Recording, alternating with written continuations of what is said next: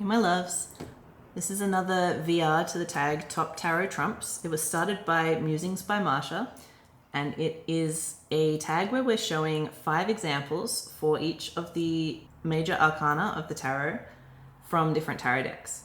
So what we're looking at today is 5 different emperors. This was a tough one for me. The Emperor is a card that I don't necessarily connect with very easily. For starters, it represents the sign of Aries. And as a person with predominantly water and earth in their chart, we can say that I have not necessarily gelled with every Aries person that I've met. And I'm sorry if you're an Aries person, I still love you. No offense. But basically, my mental picture for the sign of Aries is, if we have any Real Housewives fans, when Vicky and Shannon meet up and get really excited that they're both Arieses on Real Housewives of Orange County. That's exactly what I think of. So there is an element of extreme confidence, we could say, that accompanies that sign and this card, which I don't necessarily relate to as a more, to use an annoying word, introverted person. The other thing is that it is also a little bit associated with authority, which is maybe something I've had some personal history with. I'm someone who has spent a lot of their life working their way out of the restriction of like figures and institutions with this kind of rigidity. So with that said, I do think it's worth exploring why I'm so uncomfortable perhaps with this particular archetype or energy. So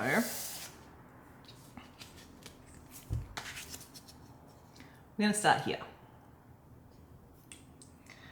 If you saw my last video, then you know that I am going to be sneaky and cheat a little bit and use some oracle cards rather than necessarily all tarot cards.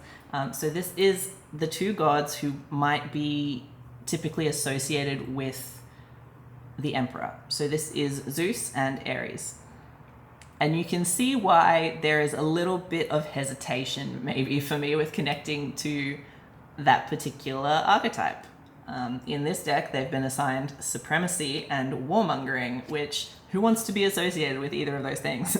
I have spent a lot of my life pushing against the idea of certain either figures or institutions which uphold this very restrictive, authoritarian kind of vibe. And then also I'm, you could say, a pacifist. I'm really not into most of the idea of warmongering, nor even things that people say this represents in the modern day.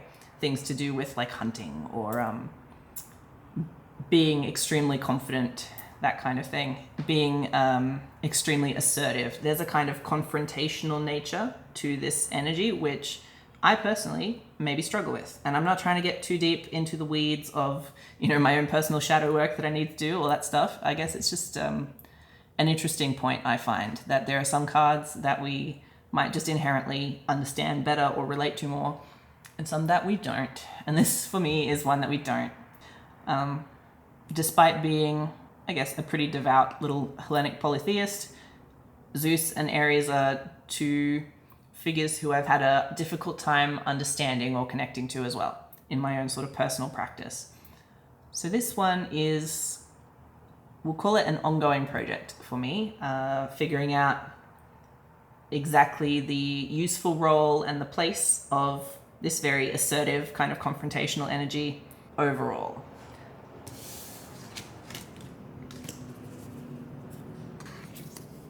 So the first tarot card that I'm going to show today is this one from the Transient Light deck. And in that deck, they've renamed it to be the Defender. I wanted to start here because something that's very sweet about this particular deck is that it comes with a poem in each of the major arcana.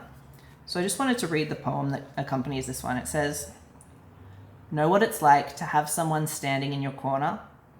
The Defender illuminates hostile rocky terrain with a faultless protective force.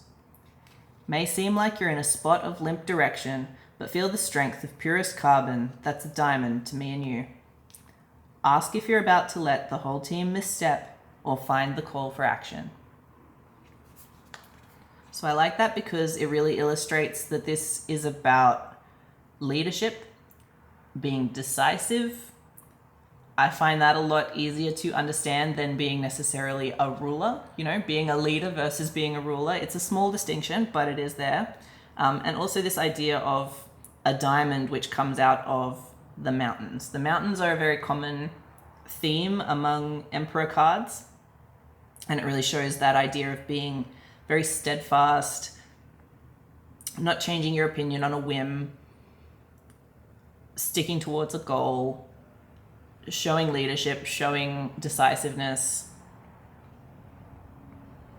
being reliable, and being effective. The guidebook for this one also says that it's about being strong and defending what matters to us, and harnessing fiery energy to be steadfast and level-headed. I do quite like the art on this one as well. For me, that's a fair bit more approachable than a lot of the depictions of just a guy with a beard. So next I wanted to show these two. They're from the Wild Unknown. It's actually the pocket edition, so they're a bit small. But I wanted to show them in combination because I think it gives a good idea of the balance that we're looking at between the Emperor and the Empress. So we have obviously day and night, sun and moon, which in their various, metaphysical meanings are kind of can be seen as two halves of each other. We also have the shapes of the trees themselves. So you have this one tree that is, when a tree is very tall and straight upwards, it's searching for the light, or that's pointing towards the light, continually growing upwards, versus this tree that's very branched out, very spread out, that's there to provide shade.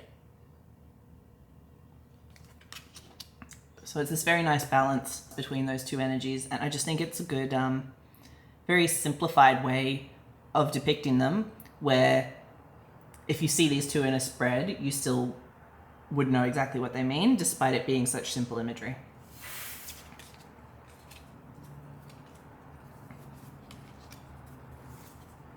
Similar sort of thing for these two. These are from a deck which it was sold in Australia as a kit called the Modern Tarot Reader. I think in other countries it has other names. It's by Claire Goodchild. And I like these two because they look almost the same. They're both just bodies, just flesh, just skeletons. They each have a lung and a heart that you can see a sort of cross section of. But what is being highlighted in the Emperor is the muscle. And then in the Empress, it's the bone. So I just thought that was an interesting way of, again, showing the sort of two halves relationship that I think these two cards are meant to represent. The idea that we have this foundation, all of us, of bone, which is something solid, something very earth-coded.